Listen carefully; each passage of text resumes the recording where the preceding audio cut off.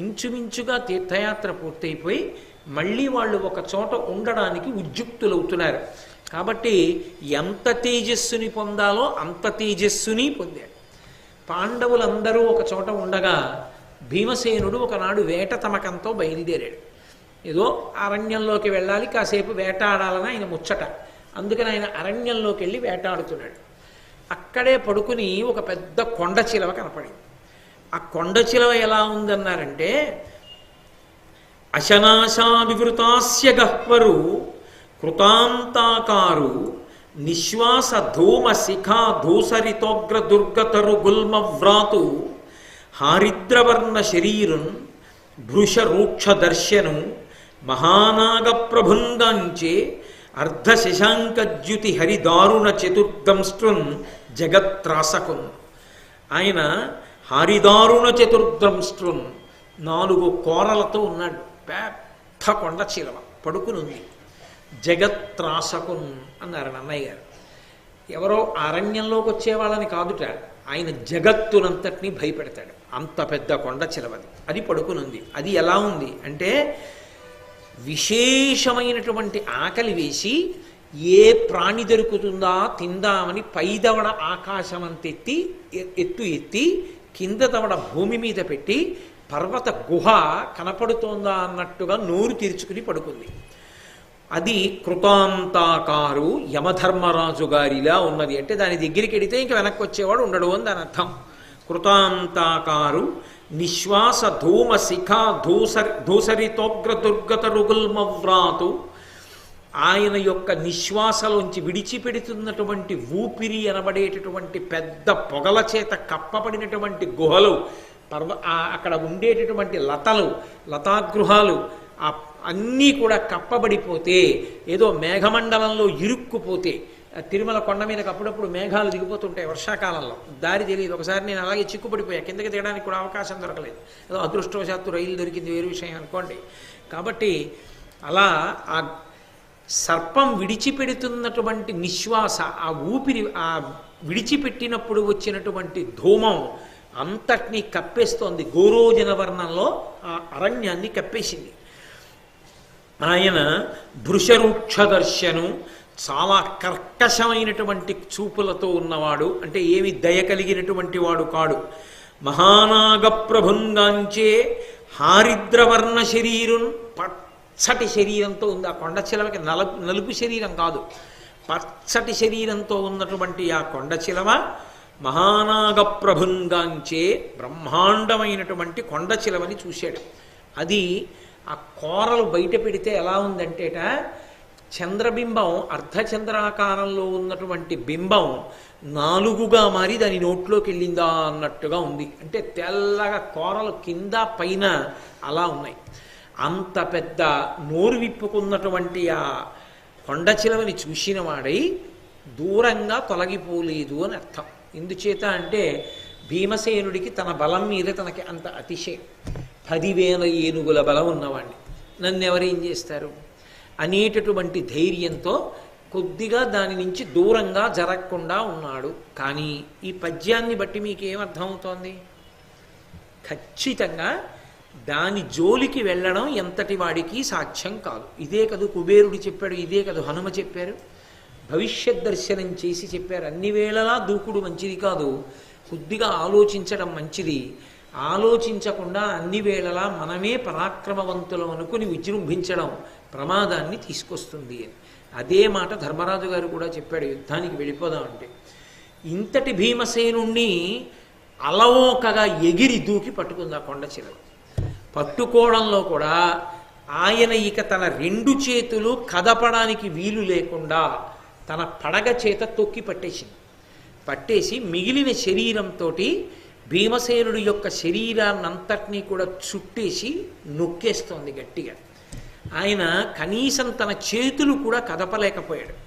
కదపలేకపోతున్నప్పుడు భీముడికి ఆశ్చర్యం వేసింది, ఏమిట్రా ఇంత బలవంతుడైన వాడు నన్ను నమ్ముకున్నారా మా అన్న వాళ్ళు, ఆఖరికి నేను ఈ కొండ చిలవ చేతిలో హతుడినైపోతానా ఏమి అనుకున్నాడు. అనుకుని నేను పాండురాజు యొక్క కుమారుణ్ణి, వాయువు యొక్క అనుగ్రహంతో పుట్టినటువంటి వాణ్ణి, నా పేరు భీముడు, స్వచ్ఛమైనటువంటి తేజస్సు ఉన్నవాణ్ణి, అంటే ధార్మికమైనటువంటి నడవడి కలిగినటువంటి వాణ్ణి, ధర్మరాజు గారి తమ్ముణ్ణి. ఆ పేరు చెప్తూ ఉంటారు. ఆ ధర్మం చాలు కాపాడడానికి. అందుకని ధర్మరాజు గారి తమ్ముణ్ణి. కాబట్టి నేను అనేకమైనటువంటి సింహాల్ని, ఆ ఏనుగుల్ని ముక్కలు ముక్కలుగా విరిచేస్తాను. వాటితో యుద్ధం చేసి చంపడం కాదు, ఏకకాలమునందు అనేక సింహాల్ని పట్టుకుని ముక్కలుగా తుంచేస్తాను. నాది అంతటి బలం. అంతటి బలం కలిగినటువంటి నన్ను చేతులు కదపడానికి వీలు లేకుండా నీ పడగతో తొక్కి నీ శరీరంతో చుట్టి పట్టేశావే, ఇంత బలం నీకు పుట్టుకతో వచ్చిందా, లేకపోతే ఏదైనా తపస్సు వలన సాధించావా? అసలు నీకు ఈ బలం ఎక్కడి నుంచి వచ్చింది చెప్పు అన్నాడు. ఏదో ఎవడికి ఉండేటటువంటి సంతోషం వాడిది. భీమసేనుడికి ఎప్పుడు ఆ బలం మీద ఉండేటటువంటి సంతోషం అటువంటిది. అప్పుడు కూడా ఆయన దాని గురించే అడుగుతాడు. అయ్యా, పక్కన ఇల్లు కాలిపోతోందండి అంటే, మన ఇల్లు అయితే ఖాళీ చేసేద్దామండం మానేసి, ఏది దాన్ని ఇంగ్లీష్లో చెప్పు అన్న ఇంగ్లీష్ మాస్టర్ ఎలా ఉంటారో అలా భీమసేనుడు అప్పుడు కూడా బలాన్నే పరీక్ష చేస్తాడు. ఈ బలం నీకు పుట్టుకతో వచ్చిందా, లేకపోతే దేవతల్ని ఉపాసన చేసి తపస్సు వలన పొందావా? ఇంత బలం నీకు ఎక్కడి నుంచి వచ్చిందని అడిగాడు. అడిగితే ఆ పాము మాట్లాడుతోంది, నేను మాట్లాడగలుగుతున్నానంటే కారణం పూర్వజన్మ జ్ఞానం నాకుంది. ఇప్పుడు ఎలా వచ్చిందో, ఈ శరీరానికి ఇంత బలం ఎలా వచ్చిందో చెప్పడానికి ఈ జన్మ జ్ఞానం నాకు చాలదు భీమా. పూర్వజన్మ జ్ఞానం నాకుంది, అందుకని నీకు చెప్పగలుగుతున్నాను. నేను సామాన్యుణ్ణేం కాను. నన్ను ఎదిరించినటువంటి వాళ్ళ బలం వెంటనే పోతుంది. ఎదిరించకపోతే తినేస్తాను, ఎదిరించినా తినేస్తాను. కాబట్టి నా నుండి తప్పుకోవడం అన్నది లేదు. నా నుండి తప్పుకోవడం అంటే నా చూపుల్లో పడకపోవడం ఒకటి. కాబట్టి ఈ అరణ్యంలో ఏ ప్రాణైనా నాకు కనపడింది అంటే నాకు ఆహారం అయిపోయింది అని గుర్తు. ఎందుకని? నాకు అటువంటి వరం ఒకటి ఉంది. నేను సామాన్యుణ్ణి కాను. ఒకానొకప్పుడు దేవేంద్ర పదవిని అధిష్ఠించినటువంటి వాడిని. గర్వానికి పోయి నిష్కారణంగా బ్రాహ్మణుల్ని తోలనాడి ఇవాళ ఇంత హీనమైనటువంటి స్థితికి చేరుకున్నాను, ఏం చెప్పమంటావు అని ఏడిచింది. ఏడిస్తే వెంటనే భీముడు అన్నాడు, ఆ స్థితిలో కూడా వాళ్ళ యొక్క మనోజవం అటువంటిది, వాళ్ళ మనస్సుకున్నటువంటి శక్తి అటువంటిది. ఆయన అన్నాడు, కడుకొని కడు దుఃఖములై ఎడ ఉచితమే ఆత్మనింద ఎయ్యడల మనం బెడలక ఏకాకృతి ఎప్పుడు నుండుట సూవే పురుషార్థమిలన్. ఓ సర్పమా, నువ్వు ఒక్క విషయాన్ని జ్ఞాపకం పెట్టుకో. లోకంలో మనిషి ఎప్పుడూ చేసుకోకూడనిదంటూ ఏదైనా ఉంటే ఒక్కటే ఉంది, ఆత్మనింద చేసుకోకూడదు. ఆత్మనింద చేసుకున్నాడు అంటే అట్టడుక్కి పడిపోయాడు అని గుర్తు. ఒక పురుషుడు ఎలా ఉండాలి అని శాస్త్రాలు చెప్తున్నాయో దానికి పూర్తి విరుద్ధంగా కింద పడిపోతే, ఆకాశంలా ఉండాలి అని శాస్త్రం చెప్తే పాతాళమంత పడిపోతే వాడి నోటి వెంట ఒక మాట వస్తుంది. ఏమిటో తెలుసా? అది ఆత్మనింద. నేనింత పనికిమాలిన వాణ్ణి, నేనింత అధముణ్ణి, ఇక నేనేం చెయ్యగలను, ఇంత తప్పులు చేసిన వాణ్ణి అని తలుచుకు బాధపడతాడే, వాడు వృత్తిలోకి రాడు. పురుషుడు సుఖదుఖముల యందు సమానంగా ఉండేటటువంటి లక్షణాన్ని ప్రయత్నపూర్వకంగా పొందాలి. అప్పుడే మనసు ఆలోచించడానికి యోగ్యమైన రీతిలో నిలబడుతుంది. శోకం ఆవరిస్తే ఇక మనసుకి ఆలోచించే స్థితి ఉండదు, అది బడలిపోతుంది. బడలిపోతే దాంట్లోంచి ఆలోచన రాదు, ఆలోచన రాకపోతే అనుష్ఠానం పోతుంది. కాబట్టి ఒక పురుషుడికి ఉండవలసిన లక్షణాన్ని నువ్వు కోల్పోయావు. దుఃఖం వచ్చిందని ఇవాళ ఆత్మనింద చేసుకుంటామే. ఒకనాడు దేవేంద్ర పదవికి ఎందుకు ఎదగగలిగావో ఆలోచించు. అది నీ గొప్పేగా. అక్కడ నుంచి పడిపోయావు, పడిపోవడానికి ఏదో తప్పు చేసావు, తప్పే కాదు, నీ గొప్పతనాన్ని కూడా ఆలోచించు. మళ్ళీ నువ్వు ఆ స్థితిని ఎలా చేరుకుంటావని ఆలోచించు. అంతేకాని ఒకనాడు ఆ స్థితిని పొందినప్పుడు పొంగిపోవడం, భీముడు చెప్పింది యథార్థం. పొంగిపోవడం కుంగిపోవడానికి కారణమవుతుంది. ఇప్పుడు కుంగిపోయి నిన్ను నువ్వు నిందించుకుంటే ఫలితం ఏమైనా ఉంటుందా? ఏమీ ఉండదు. ఈ రెండూ చెయ్యకూడనివే. అందులో ఆత్మనింద అసలు పనికి రాదు. కాబట్టి నువ్వు దాన్ని వెంటనే విడిచిపెట్టు అన్నాడు భీముడు. అని అంటుంటే వాళ్ళిద్దరి మధ్య మాటలు జరుగుతున్నాయి. ఈ జరుగుతున్నటువంటి సమయంలో ధర్మరాజు గారి ధర్మం అటువంటిది, మహానుభావుణ్ణి ఎప్పుడు అలా రక్షిస్తూ ఉంటుంది.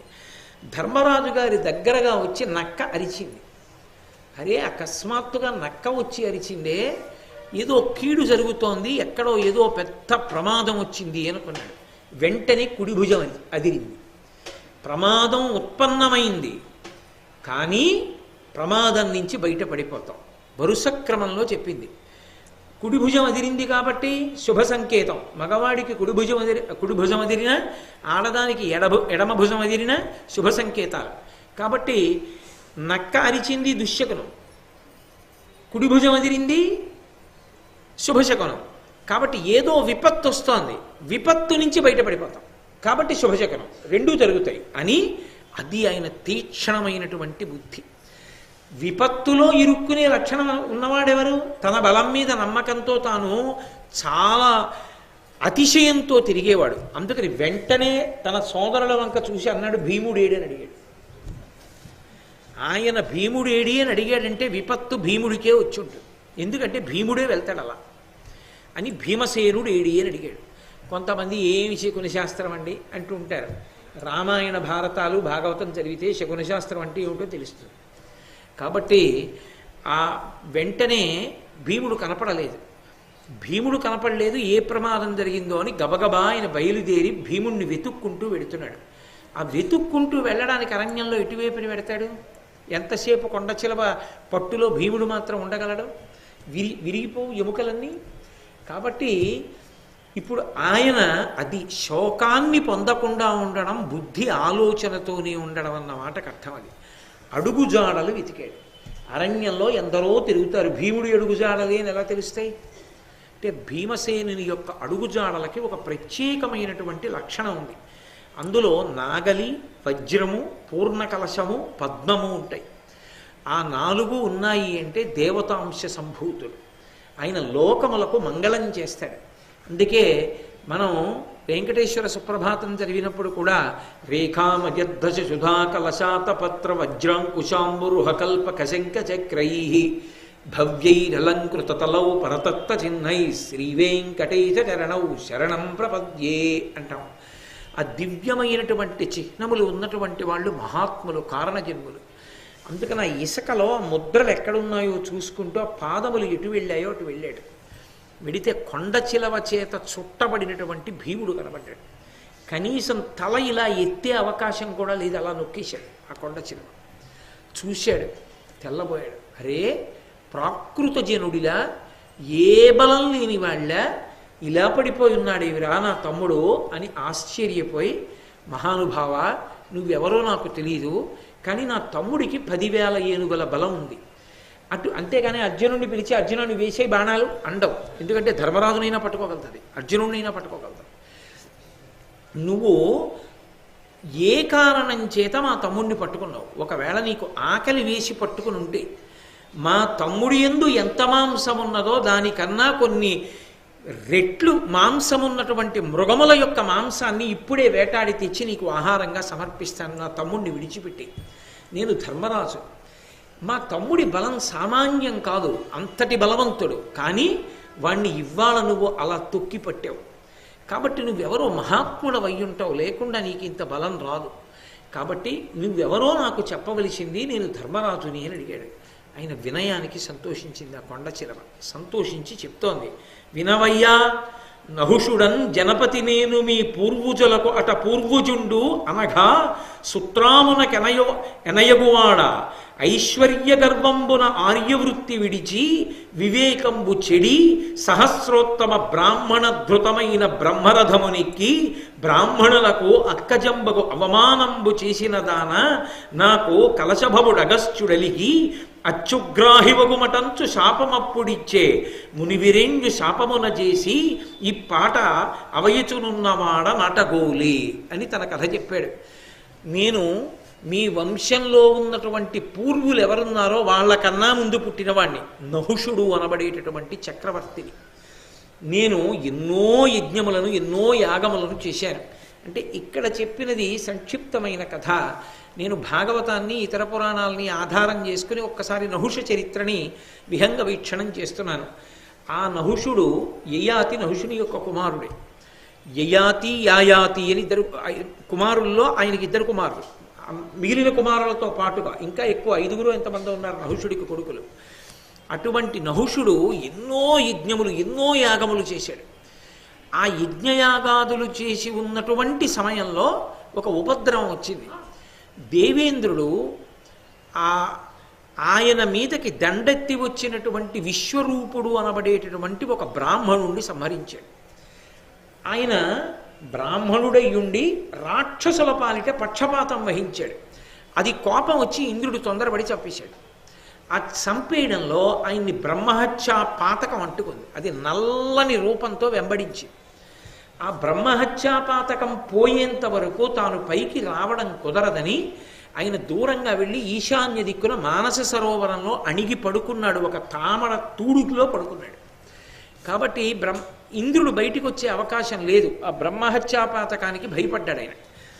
ఆ బ్రహ్మహత్యాపాతకం ఆయన బయటికి వస్తాడేమోనని ఎదురు చూస్తోంది. ఆయనకి కాలం కలిసి వస్తే తప్ప బయటికి వచ్చే అవకాశం లేదు. ఈలోగా ఇంద్రపదవి ఖాళీగా ఉంది. ఇంద్రపదవి ఖాళీగా ఉంటే ఈ దేవతల్ని నడిపించగలిగిన సమర్థుడు ఉండడు. అలా ఉండకపోతే రాక్షసులు దండెత్తి వస్తారు. కాబట్టి అందాక ఇంద్రపదవిలో కూర్చోబెట్టడానికి ఓ సమర్థుడు కావాలి. చూడండి, ఇన్ఛార్జిని ఎవరినో ఒకళ్ళని వేస్తుంటారు. ఓ సమర్థుడిని తీసుకొచ్చి అసలు అధికారి ఏ కారణం చేతనైనా దీర్ఘకాలిక సెలవులోనో ఎక్కడో వెళ్ళాడు అనుకోండి, ఓ ఇన్ఛార్జిని తీసుకొచ్చి వేస్తారు. అలా అందాక దేవేంద్ర పదవిని ఎవరితో నింపాలి అని ఆలోచించారు. అసలు దేవేంద్రుడి తిరిగొచ్చే పర్యంతం ఇంద్ర పదవి ఎవరికి ఇద్దాం? ఇంతమందిని పరిశీలిస్తే నహుషుడు దానికి తగినవాడు. ఎన్నో యజ్ఞములు చేశాడు. 100 క్రతువులు చేస్తే తప్ప ఇంద్ర పదవి ఇవ్వకూడదు. అన్ని చేసినవాడు కాబట్టి నహుషుడికి ఇద్దామని నహుషుడి దగ్గరికి వచ్చారు దేవతలు. నిన్ను ఇంద్రుడి స్థానంలో కూర్చోబెడతాను, రావలసింది అన్నారు. ఆ మాట వినగానే అహంకారం వచ్చేసింది. నేను ఇంద్రుణ్ణి అయిపోయాను అనుకున్నారు. అనుకుని వెళ్ళి అతిశయంతో ఇంద్ర పదవిలో కూర్చున్నాను. కూర్చున్నవాడిని ఊరుకున్నానా? ఊరుకోలేదు. నహుషుడు చెప్తున్నాడు, నేను ఇంద్రుణ్ణి అన్న భావన ఆయన ఎందు జీర్ణమైపోయింది. ఓ 4 నెలల్లో 5 నెలల్లో ఇన్ఛార్జి చేసేసాడు అనుకోండి, ఆ తర్వాత ఆయన స్థానంలో ఆయన కూర్చోవడం చాలా కష్టమైపోతుంది. అప్పుడు అసలు కుర్చీలో కూర్చోవలసిన వాడు ఎవడు రాకుండా ప్రయత్నాలు చేసేవాళ్ళు కూడా ఉంటారు. దానికి అలవాటు పడిపోయి ఆఫీసుల్లో పనిచేసే వాళ్ళకి బాగా తెలుస్తుంది. కాబట్టి ఈయన తానే ఇంద్రుణ్ణి అన్న స్థితిని పొందేసి ఒకానొక నాడు శచీదేవిని చూశాడు. చూసి ఆమె ఇంద్రుని భార్య. ఇప్పుడు నేను ఇంద్ర పదవిలోనే కూర్చున్నానుగా, కాబట్టి ఆయన భార్య నా భార్య అన్నాడు. అంతకన్నా అధర్మం ఎక్కడ ఉంటుంది అని ఆ శచీదేవి యొక్క పొందును అభిలషించాడు. ఆమె బృహస్పతి దగ్గరికి పరిగెత్తింది. దేవగురువు, నా భర్త బ్రహ్మహత్యాపాతకం వెంటాడిందని మానస సరోవరంలో ఆ పద్మనాళంలో పడుకునున్నాడు. ధూర్తుడైనటువంటి ఈ నహుషుడు ఇంద్ర పదవిలో కూర్చుని నన్ను పొందాలని చూస్తున్నాడు. కాబట్టి ఇప్పుడు దీనికి పరిష్కారం ఎలా అని అడిగింది. ఆయన అన్నాడు, ఏమీ లేదు. అటువంటి వాడికి కలిగినటువంటి గర్వమే వాడిని పాడు చేసేస్తుంది. తప్పకుండా నువ్వు నన్ను భార్యగా స్వీకరిద్దువుగానివి. ఒకే ఒక్క షరతు, నన్ను చేరేటప్పుడు నువ్వు ఒక రథం మీదో పల్లకీలోనో వస్తే ఏం బాగుంటుంది? మహర్షులు మోస్తున్నటువంటి పల్లకీలో వాళ్ళు వేద సూక్తం చెప్తూ ఉండగా నువ్వు ఆ పల్లకీలో వస్తే నేను నీ భార్యనవుతానని చెప్పు. కాగల కార్యం మిగిలిన వాళ్ళు చూస్తారన్నాడు. వెంటనే తమకంతో కళ్ళు కనపడనటువంటి ఆ నహుషుడు కామాతురాణం నభయం నలజ్జ అంధుడైపోయి అగస్త్యాది మహర్షుల్ని పిలిచాడు. మీరు నా శిబిక మొయ్యండి, నేను ఆ స్వర్ణ శిబికలో కూర్చుంటాను. నన్ను మీరు వేదమంత్రాలు చెప్తూ తీసుకెళ్ళండి శచీదేవి దగ్గరికి, నేను ఆమెకి భర్తనవుతాను. ఇంద్రుని ఆజ్ఞ. అందరూ పల్లకీ పట్టుకుని సప్తర్షులు మోస్తున్నారు. సప్తర్షులతో పల్లకీ మోయించడం ఏంటి? వాళ్ళు వేదం చదువుతున్నారు. చదువుతుంటే ఈయనకి కోపం వచ్చింది. ఎందుకని ఈయన తొందరగా శచీదేవి దగ్గరికి వెళ్ళాలని ఆరాటపడుతున్నాడు. అగస్త్యుడు కొంచెం పొట్టివాడు, అందుకని అడుగులు పెద్దగా పడవు. చిన్న చిన్న కాళ్ళు కదూ, చిన్న చిన్న అడుగులు వేస్తాడు. సర్ప సర్ప సర్ప సర్ప తొందరగా నడని ఆ పల్లకీలోంచి కాలు బయటికి పెట్టి అగస్త్యుడి తల మీద ఒక్క తన్ను తన్నాడు. తొందరగా నడి. వెంటనే అగస్త్యుడు అన్నాడు, ఒళ్ళు కొవ్వి సప్తర్షుల చేత పల్లకి మోయిస్తూ నన్ను తొందరగా నడవమని మనస్సులో ఏ ఆలోచన రాకూడదో అది పెట్టుకుని నన్ను సర్ప అని తల మీద తన్నావు. కాబట్టి ఘోరమైన సర్పమై కొండ చిలవవై బహుదీర్ఘకాలము పాటు అరణ్యంలో పడుండన్నాడు. అనగానే పల్లకీలోంచి కొండ చిలవై కింద పడిపోతాడు. అయిపోయిందా? నిమిషం. అహంకారం ఎటువంటిది అంటే ఎన్ని మెట్లు ఎక్కినవాడు జారిపోవడానికి ఒక్క క్షణం పట్టదు. కాబట్టి ఇప్పుడు పడిపోతూ అగస్త్యుడి కాళ్ళ మీద పడ్డాడు. ఎందుకు నెత్తి మీద తన్నడం ఎందుకు, కాళ్ళ మీద పడ్డం ఎందుకు, అక్కర్లేని కోరికలు పెట్టుకోవడం ఎందుకు? నేనంట లేదు, నహుషుడే అన్నాడు. ఆ అగస్త్యుడి కాళ్ళ మీద పడి, మహాప్రభో మీరన్న మాట ఉత్తినే పోదు, బహుదీర్ఘకాలం కొండ చిలవనై పడుండాలి. కొండ చిలవక ఆకలి ఎక్కువ, గమన వేగం తక్కువ, అది వేగంగా వెళ్ళదు. అందుకని నాకు 2 వరాలు ఇవ్వండి. ఒకటి శాప విమోచనం, నాకు అసలు ఆ కొండ చిలవ రూపం ఎప్పుడు పోతుందో చెప్పండి. 2, నేను కొండ చిలవగా ఉండగా చాలా ఆహారాన్ని తీసుకోవలసి ఉంటుంది కాబట్టి నాకు ఏ ప్రాణి కనపడినా నన్ను ఎదిరిస్తే దాని ఫలం పోవాలి. ఎదిరించకపోతే నేను తినేస్తాను, ఎదిరిస్తే దాని బలం నాకు వచ్చేస్తుంది. కాబట్టి అది తనంత తానుగా నా చేతిలో చచ్చిపోతుంది. కాబట్టి నాకు ఆహారానికి లోటు ఉండదు. అటువంటి వరం ఇమ్మని అడిగాను. కాబట్టి అగస్త్య మహర్షి నాకు అటువంటి వరం ఇస్తూ శాప విమోచనానికి కారణం చెప్పారు. క్రమమున నీ చేసిన ప్రశ్నములకు ప్రత్యుత్తరములు సన్మతి అత్యుత్తముడెవ్వడిచ్చు, అతని కథమునకు శాపాంతమగు బుధస్తుత నీకున్. నువ్వు అత్యుత్తముడు అని అనుకున్నవాడు నీకెప్పుడైనా కనపడితే వాణ్ణి నువ్వు కొన్ని ప్రశ్నలు అడుగు. ఆయన నీ ప్రశ్నలకి సరి అయిన సమాధానములను చెప్పగలిగితే, అలా చెప్పగలిగిన వాడు నీకు దొరికితే ఆ రోజున నీకు శాప విమోచనం. అది తొందరగా మాత్రం దొరకదు. నేనే చెప్తున్నాను. బహుదీర్ఘకాలం పడుండు అరణ్యం, ఈ కొవ్వు నీకు దిగిపోవాలన్నాడు. అప్పటి నుంచి పడున్నాను. కాబట్టి నన్ను ఎదిరించి ఏ ప్రాణి నిలబడదు. కానీ నువ్వు ధర్మరాజునంటున్నావు, అత్యుత్తముడివి. ఆయన ధర్మం ఆయన్ని అలా రక్షించింది. కాబట్టి నిన్ను నేను కొన్ని ప్రశ్నలు వేస్తాను. ఆ ప్రశ్నలకి నువ్వు జవాబు చెప్పు. ఆ ప్రశ్నలకి జవాబు చెప్పినప్పుడు నేను సంతోషించానా, నీ తమ్ముడిని వదిలేస్తాను. ఎందుకు వదిలేస్తానంటే నాకు శాపం పోతుంది, నేను నహుషుడిని అయిపోతాను. నహుషుడిని అవగానే నా దారి నాది, నీ తమ్ముడు నీ దారి. కాబట్టి నేను ప్రశ్నలు అడుగుతాను, నువ్వు జవాబు చెప్పన్నాడు. అంతకుముందు ఎందరో బ్రాహ్మణులను చుట్టూ కూర్చోపెట్టుకుని వేదం వినడం, వేద హృదయం వినడం, అందులో చెప్పబడినటువంటి మర్మములన్నీ వినడం, ఆ ధర్మరాజు గారికి తమ్ముణ్ణి దక్కించుకోవడానికి అవకాశం వచ్చింది. లేకపోతే ఎక్కడి నుంచి వస్తుంది? ఇప్పుడు ఆ వేదాంత జ్ఞానం రమ్మంటే ఎవరినో వెళ్ళి అడిగొస్తానండి అనాలి. కాబట్టి అడగమన్నాడు ప్రశ్నలు. అంటే మొదటి ప్రశ్న వేస్తున్నానయ్యా అని ఆ కొండ చిలవంది నహుషుడు. ఘనుడా, ఏ గుణములు కలవాడు బ్రాహ్మణుండు, అతనికి ఎరుగదగిన ఎట్టి వస్తువెద్ది, దీని నాకు ఎరింగింపుమనిన ఇట్లనుచు చెప్పే పాండవగ్రజుండు. బ్రాహ్మణుడు అని ఎవరిని పిలుస్తారు? ఏ గుణములు కలవాడు బ్రాహ్మణుడు అవుతాడు. ఆ బ్రాహ్మణుడికి జీవితంలో తప్పకుండా తను తెలుసుకోవలసినది అన్న విషయం ఏమిటి నాకు చెప్పని అడిగాడు. ఈ ప్రశ్నలో పెద్ద తిరకాసు ఉంటుంది. ఈ ప్రశ్నకి జవాబు చెప్పాలనుకున్నవాడు తానే సంకట స్థితిలో పడిపోతాడు. అందుకే అడిగాడు మొదటి ప్రశ్న ఇదే. అనగానే ధర్మరాజు గారు అన్నాడు, అది వేదాంత హృదయం తెలిసి ఉండడం అన్న మాటకు అర్థం. అది ఎందరో మహానుభావులు ధౌమ్యాదుల దగ్గర విన్నాడు కాబట్టి చెప్పగలుగుతున్నాడు. ధర్మరాజు గారు అన్నాడు, సత్య క్షమాదమ శౌచ దయా తపోదాన శీలంబులిందేమి కాన నగునట్టివాడు బ్రాహ్మణుండు, సుఖంబు దుఃఖంబునైనెడ విమోహంబు వందకునికియా వానికి నుత్తమంబగు విద్యయనినా, నీ చెప్పిన గుణములివియు క్రియ శూద్రునందు కలిగిన అతండుత్తమ ద్విజుడు కానేర్చునే నిజము విడిచి. అట్టులైన బ్రాహ్మణాది వర్ణ విభాగమిట్లు కలుగునయ్యా, హీనులధికులను వివేకమది అపార్థంబగు కాదే అనియనంతకాత్మజుండు. ఇది చాలా పెద్ద ప్రశ్న వేసేసాడు. మొదటి ప్రశ్నే, బ్రాహ్మణుడంటే ఎవరు, ఏ గుణములు ఉండాలి, ఆయన తెలుసుకోవలసింది ఏదై ఉండాలి, అది కదా అడిగాడు. ధర్మరాజు గారు అన్నాడు, సత్యము, ఎప్పుడూ మాట తప్పకపోవడం, క్షమ, ఓర్పు కలిగి ఉండడం, దమము, అంతరింద్రియ నిగ్రహము, బాహ్య ఇంద్రియ నిగ్రహము మొదలైనవి. శౌచము, ఎప్పుడూ కూడా ఆంతరమునందు బయట కూడా పవిత్రతను నిలబెట్టుకోగలగడం. దయ, సమస్త ప్రాణుల యందు దయ కలిగి ఉండడం. అలాగే తపస్సు, దానము, దానం చెయ్యగలిగినటువంటి వాడై ఉండడం. శీలంబు, మంచి స్వభావం కలిగి ఉండడం. ఇందేమి కాననగునట్టివాడు బ్రాహ్మణుండు. ఈ గుణములు ఎవరి యందు ప్రకాశిస్తాయో ఆయన బ్రాహ్మణుడు. సుఖంబు దుఃఖంబునైనడ విమోహమునందొందకునికియు వానికి నుత్తమంబగు విద్య. సుఖం వచ్చినప్పుడు పొంగిపోకుండా, దుఃఖం వచ్చినప్పుడు కుంగిపోకుండా, సుఖదుఖముల యందు సమానముగా ఉండగలిగినటువంటి స్థితిని చేరుకోవడమే బ్రాహ్మణుడి యొక్క లక్ష్యమై ఉంటుంది. బ్రాహ్మణునికి లక్ష్యం ఏది అంటే పొంగు కుంగు రెండూ లేకుండా అన్నిటి యందు సమాన భావముతో నిలబడగలిగినటువంటి స్థితిని పొందగలిగినటువంటి వాడై ఉండాలి.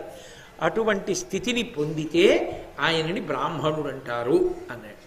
వెంటనే నవ్వి నహుషుడు అన్నాడు, నేను ప్రశ్న అడిగాను ఏ గుణములు ఉండాలి బ్రాహ్మణుడికి అని చెప్పాను. ఇది ఆ ప్రశ్నలోనే ఉన్నటువంటి సంకటం. నువ్వు కొన్ని గుణాలు చెప్పావు, మంచిది. కానీ వర్ణ విభాగము అని ఒకటి ఉంది కదా, 4 వర్ణముల కింద విభాగం చేశారు కదా. చేసినప్పుడు వర్ణ విభాగము ఆర్షధర్మమునకు ప్రాతిపదిక కదూ, ధర్మము వర్ణమును ఆశ్రయించి ఉంటుంది కదా. ఇప్పుడు నువ్వు చెప్పిన ప్రకారం అయితే ఒక శూద్రుడికి ఈ మంచి గుణాలన్నీ ఉన్నాయి, అప్పుడు అతను బ్రాహ్మణుడు అనొచ్చా? అప్పుడు మరి శూద్రుడు మంచి గుణములు కలగడం వల్ల బ్రాహ్మణుడైపోతే ఇక వర్ణ విభాగం ఎందుకు వచ్చినట్లు? గుణముల చేత విభాగం అవ్వాలి, కానీ పుట్టుక చేత విభాగం ఎలా అయింది? అవదుగా. గుణములంటే పొందేవి, సాధన చేత పొందాలి. ఒక శూద్రుడు పొందాడు, అప్పుడు ఆయన బ్రాహ్మణుడేగా. మరి బ్రాహ్మణుడికి ఏముండాలంటే ఈ గుణాలు ఉండాలంటావేంటి? అప్పుడు నువ్వు చెప్పిన ప్రకారం అయితే పరమేశ్వర నిర్ణయం దోషభూయిష్టమైంది. గుణముల చేత పుట్టుకతో విభాగం లేదు. ఎవడు పొందాడో వాళ్ళందరూ బ్రాహ్మణులు అవుతారు తప్ప బ్రాహ్మణ్యము పుట్టుక చేత వచ్చేది కాదు. ఇప్పుడు మరి పుట్టుక చేత వచ్చేది బ్రాహ్మణ్యం కాకపోతే బ్రాహ్మణుడికి పుట్టినవాడు బ్రాహ్మణుడని ఎందుకు పిలుస్తున్నారు? అది బ్రాహ్మణ కుటుంబం అని ఎందుకు అంటున్నారు? మరి తప్పు కదా. అప్పుడు నువ్వు చెప్పేది ఈశ్వర శాసనానికి వ్యతిరేకంగా ఉందిగా, వేద హృదయానికి విరుద్ధంగా ఉందిగా, ఎలా కుదురుతుందా ఈ జవాబు అన్నాడు. ఇంకొకడైతే తత్తరపడిపోతాడు, అమ్మో ఏదో బ్రాహ్మణుడికి గుణాలు ఉంటే బ్రాహ్మణుడు అన్నాను, నిజమే. ఈ గుణాలు ఎవరికైనా ఉంటే వాడు బ్రాహ్మణుడేగా. అబ్బే అలా ఎలా కుదురుతుందండి, ఆయన ఫలానాగా పుట్టాడు కాబట్టి ఆయన అంతేనండి అన్నాను అనుకోండి. అదేంటి మరి ఈ గుణాలు ఉంటే బ్రాహ్మణుడు నువ్వేనా అన్నావు? మరి ఇప్పుడు గుణాలు ఉన్నవాడు కాదంటావేంటి? నీ జవాబు సరైంది కాదు, తినేస్తున్నాను భీముడిని అంటాడు. ఇప్పుడు తను చెప్పే జవాబు మీద భీమసేనుడు బ్రతుకు ఆధారపడింది. భీముడికి ఏమైనా అయితే తట్టుకోగలడా ధర్మరాజు? ఉత్తర క్షణం ఆలోచించకుండా అది పెద్దల దగ్గర వినడం వల్ల ధర్మరాజు గారికి వచ్చినటువంటి హృదయం. ఆయన అన్నాడు, నేను చెప్పిన జవాబే సత్యం. నేను చెప్పిన జవాబు మీరడిగిన ప్రశ్నకి వ్యతిరేకం కాదు. ఎందుకు కాదో తెలుసా? ఉత్తమమైనటువంటి గుణాల్ని ఒక శూద్రుడు పొంది ఉన్నాడు అనుకోండి, ఆయన ఉత్తమమైన శూద్రుడు అవుతాడు, చాలా ఉత్తముడైనటువంటి శూద్రుడు. ఆ కారణం చేత వచ్చే జన్మలో సద్బ్రాహ్మణుడు అవుతాడు, మోక్షానికి దగ్గరైపోతాడు. ఒక బ్రాహ్మణుడిగా పుట్టి ఈ గుణాలు లేకపోతే వాడు శూద్రుడితో సమానం అవుతాడు. వాడు బ్రాహ్మణుడని అనిపించుకుంటున్నా పైకి వాడు బ్రాహ్మణుడు కాడు, శూద్రుడు తప్ప. పుట్టుక చేత బ్రాహ్మణుడు కాకపోవడం అన్నది లేదు. పరమేశ్వరుడు ఇచ్చాడు, వాడు నిలబెట్టుకోలేకపోయాడు.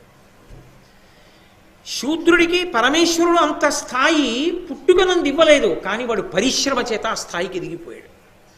ఇది ఎటువంటిదో మీరు కొంచెం జాగ్రత్తగా అర్థం చేసుకుంటే, ఇది చాలామంది యొక్క మనస్సులో ఏముంటుందంటే బ్రాహ్మణునిగా ఉండడం చాలా గొప్ప, ఏదో ఇంకొక రకంగా ఉండడం చాలా తక్కువ అని అనుకుంటారు. కానీ అసలు నేను మీతో పరమ సత్యం చెప్తున్నా, భారతం చెప్తూ, అసలు నిజంగా మనిషి తరించడానికి యోగ్యమైన జన్మ శూద్రుడే, బ్రాహ్మణుడు కాదు.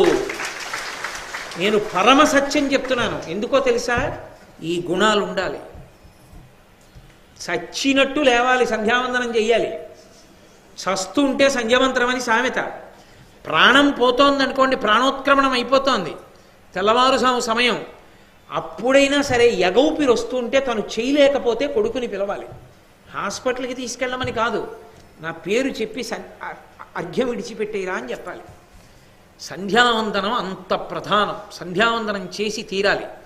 శాస్త్రములు, పురాణములు, కావ్యములు అవసరం ఉన్నా లేకపోయినా చదువుకుంటూ ఉండాలి.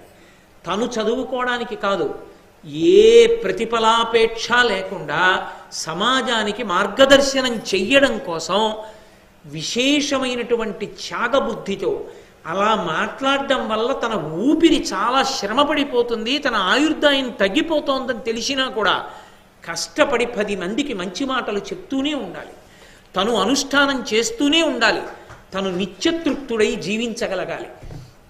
అలా జీవించగలిగిన ఒక బ్రాహ్మణుడికి సేవ చేశాడనుకోండి, తరించిపోయాడంతే శూద్రుడు.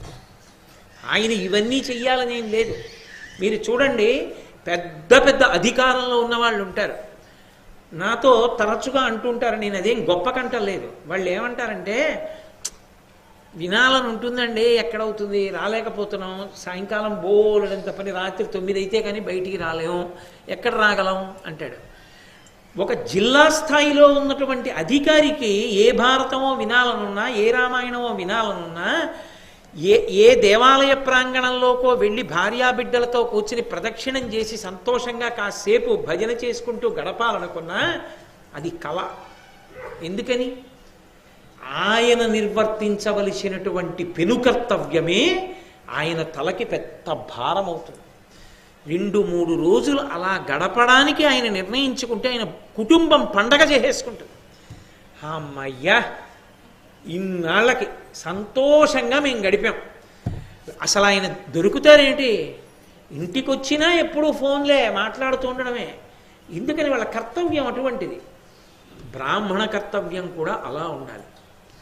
ఇవాళ ఉపన్యాసం చెప్తున్నాడని చదువుకోవడం కాదు, అవసరం ఉన్నా లేకపోయినా శాస్త్రాల్ని పరిశీలనం చేస్తూనే ఉండాలి. ఆ గుణములను సంపాదించుకోవడానికి యుద్ధం చేస్తూ ఉండాలి. ఎందుకని? ఓర్పుతో ఉందాం అనుకుంటాడు, ఎవరి మీద దెబ్బలాడతాడు.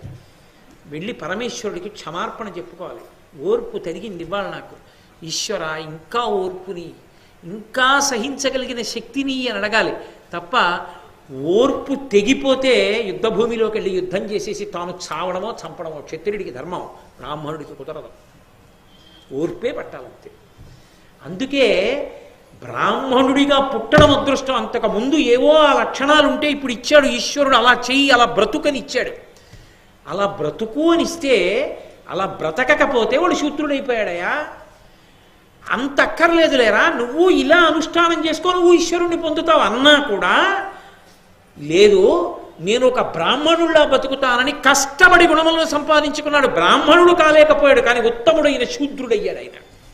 బ్రాహ్మణుడు మాత్రం బ్రాహ్మణుడిగా నిలదొక్కోకపోతే శూద్రుడైపోయాడు. బ్రాహ్మణుడు శూద్రుడైపోతాడు, కానీ శూద్రుడు బ్రాహ్మణుడు కాలేకపోయినా ఉత్తమ శూద్రుడై వచ్చే జన్మలో ఉత్తమ బ్రాహ్మణుడిగా పుట్టేస్తాడు. కాబట్టి నేను చెప్పిన మాట ఈశ్వర శాసనానికి వ్యతిరేకంగా ఎక్కడుంది? లేదు. నేను చెప్పింది సత్యం. కాబట్టి గుణ విభాగము చేతనే బ్రాహ్మణుడిగా నిలబడడం సాధ్యం, పుట్టుక చేత కాదు. ఆ గుణములను సంతరించుకుని నిలబడితేనే బ్రాహ్మణుడు. ఆ గుణములు లేని నాడు పుట్టుక చేత బ్రాహ్మణుడైనా శూద్రుడిగానే పరిగణింపబడతాడు ఈశ్వరుడి చేత. తప్ప ఏదో పుట్టాను కదా అని చెయ్యకూడని పనులన్నీ చేస్తూ నేను బ్రాహ్మణుణ్ణి అని చెప్పుకుంటే ఈశ్వరుడు అంగీకరించడో, కొండ బద్దల కొట్టి చెప్పాడు ధర్మరాజు గారు. అంగీకరించాడు నహుషుడు, శాప విమోచనమైంది. కాబట్టి అందులో తిరిగేమీ లేదు. కాబట్టి బ్రాహ్మణుడిగా పుట్టినవాడు ఒళ్ళు దగ్గర పెట్టుకుని బ్రాహ్మణుడిగా బతకడానికి ప్రయత్నం చెయ్యవలసిందే.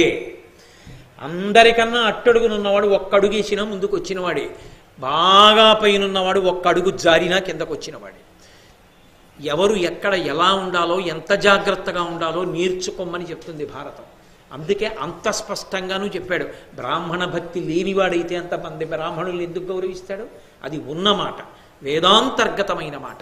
దానికి సాక్ష్యం నహుషుడికి శాప విమోచనం అవడమే.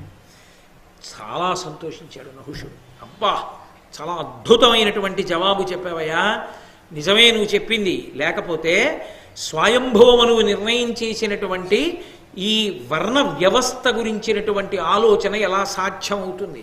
అందరూ ఈశ్వరుణ్ణి చేరడానికి అర్హులే. ఎవరు ఎలా పుట్టినా ఈశ్వరుణ్ణి చేరడానికి అనర్హులు మాత్రం కాదు. ఎవరి ధర్మాన్ని వాళ్ళు నిర్వర్తిస్తే ఈశ్వరుణ్ణి చేరిపోతారు తప్ప బ్రాహ్మణుడిగా పుడితేనే తరిస్తాడనుకోవడం పొరపాటు మాట. ఎవరిగా పుట్టినా తరిస్తాడు. బ్రాహ్మణుడిగా పుట్టి తరించడం నిజానికి చాలా చాలా కష్టంతో తరించాలి. కాబట్టి కిందికి జారిపోయే ప్రమాదం ఎక్కువగా పొంచి ఉంటుంది. చాలా గొప్ప మాట చెప్పావయ్యా, సంతోషించాను.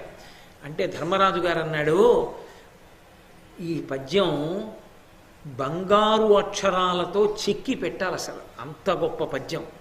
వృత్తవంతుండు వెండియు వివిధగతుల వృత్తవంతుండుగా నేర్చు, వృత్తహీనుడైన వాడు విహీనుండయండ్రుగాన, విత్తరక్షకు కడుమేలు వృత్తరక్ష, విత్తరక్షకు కడుమేలు వృత్తరక్ష. ఈయన ఎలా ఉంటారు అన్నది చూస్తుంది లోకం. ఆయనండి చాలా ఎంత జాగ్రత్తగా ఉంటాడో, ఇన్ని మంచి గుణాలు ఉన్నవాడో అని లోకం అంటున్న కొద్దీ ఆ గుణములను ఆయన రక్షించుకుంటూ ఉండాలి. ఒక్కడే అన్నప్పుడు పర్వాలేదు, ఆ ఒక్కడే మళ్ళీ అబ్బాయి అనుకున్నాను కానండి అలాంటి వాడు కాడంటే పర్వాలేదు. 1,000,000 మంది ఆయన చాలా ఉత్తముడు అన్నారు అనుకోండి, 1,000,000 మంది ఉత్తముడు కాడనడానికి సమయం చాలా తక్కువ పడుతుంది, ఒకడు అనడానికి ఎక్కువ సమయం పడుతుంది. ఎందుకో తెలుసా? ఆ ఒక్కడు మళ్ళీ వీడు ఉత్తముడు కాడంటే నన్నేమని అంటారేమో, నిన్న ఉత్తముడు అన్నాడు ఇవాళ ఉత్తముడు కాడంటున్నారని అనడానికి భయపడతాడు ఒకడైతే. 1,000,000 మంది ఒక వ్యక్తిని మంచివాడన్నారు అనుకోండి, ఆ వ్యక్తిలో కించిత్తు దోషం ఎక్కడైనా దొరికిందనుకోండి, అసలు అది వెతకడానికే సభలకు కూడా వచ్చేవాళ్ళు ఉంటారు. ఆయన యందు ఏమైనా దోషం దొరుకుతుందా అని తిరుగుతుంటారు కొంతమంది. అలా దొరకగానే దాన్ని భూతద్దంలో చూపించేసి వెంటనే పనికిమాలినవాడు అని నిర్ధారణ చేసేస్తుంది లోకంలో. అది పలుతెరగులో వెళ్ళిపోతుంది. అందుకే విత్తరక్ష కన్నా వృత్తరక్ష అవసరం అవుతుందయా. ఎవరు నడవడిని నిలబెట్టుకోవాలనుకుంటాడో, పరమ జాగ్రత్తగా బ్రతకాలనుకుంటున్నాడో అటువంటి వాడికి విత్తం పోయినా పర్వాలేదు, డబ్బు పోయినా లెక్క పెట్టడు, తన నడవడిని రక్షించుకోవడానికే జాగ్రత్త పడతాడు. కాబట్టి విత్తరక్ష కన్నా వృత్తరక్ష గొప్పది ఎవరికైనా కూడా, ఎవరికైనా అదే గొప్పది.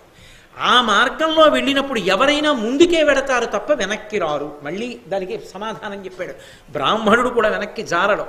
వృత్తరక్ష చేసుకున్న నాడు అంటే నడవడిని నియంత్రించుకున్న నాడు బ్రాహ్మణుడిగా ఉంటాడు. నడవడిని నియంత్రించుకున్నవాడు కిందివాడు పైకెక్కుతాడు తప్ప కిందకి జారడం. తన పని తాను చేసుకున్న నాడు ఎవడైనా ఈశ్వరుణ్ణి చేరుతాడు. కాబట్టి విత్తరక్ష కన్నా వృత్తరక్ష కొరకే పెద్దలైన వాళ్ళు ప్రయత్నిస్తూ ఉంటారయా నహుషా. అందుకని లోకంలో అది మంచి వాళ్ళ యందు ఉండేటటువంటి లక్షణం. చాలా సంతోషించాడు నహుషుడు. చాలా మంచి మాట చెప్పావు. అయితే నేను నిన్నిప్పుడు 3వ ప్రశ్న వేస్తున్నాను. ఏమిటి ఆ 3వ ప్రశ్న అంటే, అప్రియం మరి నీతో లోకంలో అప్రియంబు చేసియు మరి అనృతమాది అయ్యు హింస గావింపనీయం మహాత్ముడేగు సుగతికి అండ్రది ఎట్లు అహింస అనగా ఇంత విశేషమెట్లయ్యి చెప్పుమా. లోకంలో అనేకమైనటువంటి మంచి గుణాలు చెప్పబడతాయి. కొన్ని కొన్ని గుణములు వేదంలో చెప్పినటువంటి గుణములు అందరికీ అన్వయం అవుతాయి. అవి కొంతమందికే అన్వయం అవుతాయి అని అనుకోకూడదు. కొన్ని కొన్ని గుణాలు, దొంగతనం చేయకండి అన్నారు అనుకోండి, అది బ్రాహ్మణులకే వర్తిస్తుందండి అనకూడదు, అందరికీ వర్తిస్తుంది. కాబట్టి అందరూ పొంది ఉండవలసినటువంటి గుణములు కొన్ని ఉన్నాయి. వాటన్నిటిలోకి గొప్పదిగా దేన్ని చెప్తారంటే అహింస పరమో ధర్మ. అన్నిటిలోకి అహింస గొప్పది. ఆయన అబద్ధాలు ఆడతాడండి కానీ గొప్ప అహింసావాది, ఆయన దేవతగా మారతాడు. మరి ఏమయ్యా పక్కన దోషం ఉంది కదా, అబద్ధాలాడే దోషం. అబద్ధాలాడే దోషం ఉన్న అహింసావ్రతంలో ఉన్నటువంటి వాడు దేవతగా మారుతున్నాడు. అహింస అనబడేటటువంటి గుణానికి అంత శక్తి ఎక్కడి నుంచి వచ్చింది? అది పక్కన చిన్న చిన్న దోషాలున్నా కూడా దాటి శక్తిని ఎందుకు ఇవ్వగలుగుతోంది? అహింసకు అంత శక్తి ఎక్కడి నుంచి వచ్చింది అని అడిగాడు. అడిగితే మళ్ళీ యథార్థానికి ఇది చాలా చాలా కఠినమైన ప్రశ్న అండి. అహింస అన్నారనుకోండి, నిజానికి 100కి 100 అహింసా వ్రతం చేసేటటువంటి వాడు లోకంలో కనపడడు. ఎందుకు కనపడడో తెలుసా? ఈ ఉపన్యాసం చెప్పి నేను ఇంటికి వెళ్ళి చపాతీ తిన్నాను అనుకోండి, అది కాల్చినప్పుడు కొన్ని కీటకాలు చచ్చిపోయా, హింస జరిగిందా లేదా? ఎక్కడ జరుగుతుంది అహింస? నేను వెళ్ళి పడుకున్నాను అనుకోండి, ఆ దుప్పటి మీద ఉన్నటువంటి కొన్ని క్రిమికీటకాదులు చచ్చిపోతాయా? నేను ఇప్పుడు మాట్లాడుతుంటే ఈ శబ్ద తరంగాలు చాలా పెద్దగా వస్తున్న కారణం చేత కొన్ని ప్రాణులు చనిపోయాయా? మరి అహింస ఎలా సాధ్యం అవుతుంది? అందుకే మీరు చాలా జాగ్రత్తగా అర్థం చేసుకుంటే వేదమునందు అహింస అన్న మాటకు అర్థం వేరు. వేదమునందు అహింస అన్నది ఆశ్రమాన్ని బట్టి ఉంటుంది. అందరికీ ఒకలా ఉండదు అహింస. గృహస్థు ఉన్నాడనుకోండి, ఆయన చేసేది పాకయజ్ఞము అంటారు, వంట చేసుకోవడం. ఆయన వంట చేసుకుంటే కట్టెలలో కొన్ని పురుగులు ఉంటాయి, అవి కాలిపోయి చచ్చిపోతాయి. నీళ్లలో కొన్ని పురుగులు చచ్చిపోతాయి. వంట చేసుకుంటే కొన్ని చచ్చిపోతాయి, తింటుంటే కొన్ని చచ్చిపోతాయి, మాట్లాడితే చచ్చిపోతాయి, నడిస్తే చచ్చిపోతాయి. అయినా కాయగూరలు తరుగుతుంటే కొన్ని చచ్చిపోతాయి, కాయగూర ఉడికిస్తే కొన్ని చచ్చిపోతాయి. మరి ఆ దోషం గృహస్థుకి రాదు అన్నారు. అది హింస కిందకి రాదు గృహస్థుకి, వేదం ఒప్పుకుంది. ఎందుకు రాదు అని అడిగారు. గృహస్థు పంచయజ్ఞములు చేస్తూ ఉంటాడు. ఇంటికొచ్చిన అతిథికి అన్నం గృహస్థే పెడతాడు, సన్యాసికి అన్నం గృహస్థే పెడతాడు, బ్రహ్మచారికి అన్నం గృహస్థే పెడతాడు, బయట ఉన్నటువంటి ప్రాణులకు అన్నం గృహస్థే పెడతాడు. తన ఇంట్లో ఉన్నటువంటి కొన్ని ప్రాణులు గృహస్థు ఇంట్లో ఉన్నవే తిని బతుకుతూ ఉంటాయి. గోడ మీద బల్లి, పక్కలో నల్లి, తల్లో పేలు, ఇవన్నీ మరి గృహస్థు మీద ఆధారపడి లేవు. ఇవన్నీ కూడా గృహస్థు మీద ఆధారపడి ఉన్నాయి. ఇన్ని ప్రాణులను నిలబెట్టిన కారణం చేత తప్పక చేస్తున్న హింస ఏది ఉందో అది అహింస కిందకే వెడుతుందన్నారు. అదే ఒక సన్యాసి ఉన్నాడు అనుకోండి, సన్యాసి వంట చేయించుకు తిన్నాడు అనుకోండి, పీఠాధిపతి వినా, పీఠాధిపతుల ధర్మం వేరు. పీఠాధిపతి కాని సన్యాసి, ఏ శంకరాచార్యుల వారో పెట్టిన పీఠాధిపతుల వంటి వారికి వేరు మినహాయింపు ఉంటుంది, అది వేరు పీఠాధిపత్యం. సన్యాసి వంట చేసుకు తిన్నాడు అనుకోండి, విరుద్ధం, చేసుకోకూడదు. అందుకే సన్యాసి భిక్షకి వెడతాడు. ఆకలి రోగం ఆయనకి. నాకు దగ్గొచ్చింది అనుకోండి, అది దగ్గే వరకే మందు వేసుకుంటాను తప్ప మందు చేదుగా ఉందా, మందు తీయగా ఉందా, కమ్మగా ఉందా, తీయగా ఉన్న మందు కాబట్టి 3 నెలలు ఉచ్చుకుందాం సరదాగాను, అలా ఏమి ఉండదు. అది చేదుగా ఉన్నా పుచ్చుకోవాలి, తీయగా ఉన్నా పుచ్చుకోవాలి, దగ్గు తగ్గే వరకు. దగ్గు తగ్గిపోయిన తర్వాత కూడా ఇంత డబ్బు వేసుకున్నాను ఉత్తిన వదిలేడు ఏంటంటే తాగరు, వదిలేస్తారు. సన్యాసికి ఆకలి రోగముగా భావించాలి. భవతి భిక్షాందేహి అంటాడు. ఆ తల్లి తరిగిన పచ్చి క్యాబేజీ తెచ్చి పాత్రలో పడేసింది అనుకోండి, ఆయన ఇదేటమ్మా పచ్చి క్యాబేజీ పారేసా, ఆవబెట్టి ఉండవా అనకూడదు. ఆ క్యాబేజీ తిని, రుచితో సంబంధం లేదు ఆయనకి, తినేసి వెళ్ళిపోతాడు అంతే. అది ఆకలికి ఒక ఔషధం కింద వేసుకుంటాడంతే, అలా తింటాడు. గృహస్థ అలా కాదు, రుచి కోరి తింటాడు. అందుకే గృహస్థుగా ఉండడం కోటలో నుంచి యుద్ధం. కాబట్టి అహింస అందరికీ ఒకలా ఉండదు. వంట చేసుకోడు సన్యాసి, అగ్నితో సంపర్కం తెగిపోతుంది. సన్యాసం తీసుకుంటే అగ్ని సంపర్కం తెగిపోతుంది. కాబట్టే సన్యాసి శరీరాన్ని వదిలిపెట్టినప్పుడు అగ్నిలో వేల్చకూడదు, కాల్చకూడదు సన్యాసిని. సన్యాసిని భూస్థాపితం చేసేస్తారు, భూమిలో పెట్టేస్తారు కర్పూరం వేసి, తప్ప ఆయన్ని అగ్ని సంస్కారం చెయ్యరు. ఎందుచేత ఆయన అగ్నితో సంబంధాన్ని వదిలిపెట్టేశాడు. అటువంటి వాడు కోరి హింస మాత్రం చేయకూడదు ఇంకా. అందుకే చాతుర్మాస్య వ్రతం చేస్తారు. చాతుర్మాస్యం వచ్చిందనుకోండి, సమస్త ప్రాణులు పుట్టే కాలం అది, వాన వచ్చినప్పుడు. అందుకని తిరగకూడదు వాళ్ళు, ఎక్కడో ఒక చోట ఉండిపోవాలి. ఏ ఊళ్ళో ఉంటే ఆ ఊళ్ళో. ఏ ఊరైతే నీకెందుకు, నీ ఊరు ఒకటి ఉంది ఒకటి సన్యాసికి, మా ఊరండి అనకూడదు. అన్నీ ఆయన ఊళ్ళే, సమస్త బ్రహ్మాండం ఆయనది. కాబట్టి ఏ ఊళ్ళో ఉన్నాడో ఊళ్ళో ఉండిపోతాడు. ఉండిపోయి చాతుర్మాస్యం అని ఆ 4 నెలలు వర్షాకాలం అంతా ఉండిపోయి తర్వాత మళ్ళీ సంచారంలో వెళ్ళిపోతాడు. అంటే తాము నడిస్తే పుడుతున్న ప్రాణులు చచ్చిపోతాయని నడవడం కూడా మానేస్తారు. ఆశ్రమాన్ని బట్టి ధర్మం ఉంటుంది, ఆశ్రమాన్ని బట్టి హింస ఉంటుంది తప్ప అహింస ఏ ప్రాణిని చంపకుండుట అలా ఉన్నవాడు లోకంలో ఎవడూ ఉండడు. అందుకే వేదంలో చెప్పిన అహింసలా ఉండగలమేమో కానీ మిగిలిన వాళ్ళు చెప్పినట్టు అహింసని పాటించడం ఎవరికీ సాధ్యం కాదు. అందుకే సనాతన ధర్మం అంత గొప్పదైంది. అది సాధ్యాసాధ్యములను విచారణ చేసి మాట్లాడుతుంది తప్ప ఏదో కటువుగా నెత్తి మీద రుద్దదు, తీసుకొచ్చి సాధ్యం కాని విషయం చెప్పదు. గృహస్థుకి అవకాశం ఇచ్చింది అందుకే. కాబట్టి అహింస అంత గొప్పది అని ఎందుకు చెప్పారు? అహింసా వ్రతమున్నటువంటి వాడికి పక్కన అనృత దోషం, అబద్ధాలాడే గుణం ఉన్నా కూడా వాడు దేవతగా మారతాడు శరీరం పడిపోయాక. ఎందువల్ల మారుతాడు? అహింసకి అంత గొప్పతనం ఎందుకు వచ్చింది నాకు చెప్పు అన్నాడు నహుషుడు. అంటే ధర్మరాజు గారు అన్నాడు, లోకంలో అనేకమైన గుణాలు ఉన్నాయి. అవి కేవలము మనుష్యులు మాత్రమే అవలంబించాలి, ఇతర ప్రాణులకు అన్వయం అవ్వదు. దానము, ఇంకొకరికి ఇచ్చుట, ఇంకొకరికి ఇచ్చుట అన్నది మనుష్యుడికే తప్ప ఇతర ప్రాణులకు వర్తించదు. ఓ దోమకో ఓ ఈగకో దానం చేయమని దానికి సంకల్పాలు, దానికి మళ్ళీ తీసుకెళ్ళి అది దానం చేసుకోవడాలు అలా ఏమి ఉండవు, ఒక్క మనుష్యుడికే ఉంటుంది. కాబట్టి దానము, పరోపకారము, సత్యము, అహింస ఇలాంటి ధర్మాలు కొన్ని ఉన్నాయి, అందరికీ ఉండవలసినటువంటివి. కానీ ఈ మిగిలినటువంటి గుణములున్నాయే, సత్యము కానీ పరోపకారము కానీ దానము కానీ, ఇవేం చేస్తాయంటే మళ్ళీ మనుష్య శరీరంలోకి వెళ్ళేటట్టే చేస్తాయి. చేసి ఆ మనుష్య శరీరంలో గొప్ప సుఖాన్ని పొందడానికి అవకాశం ఇస్తాయి.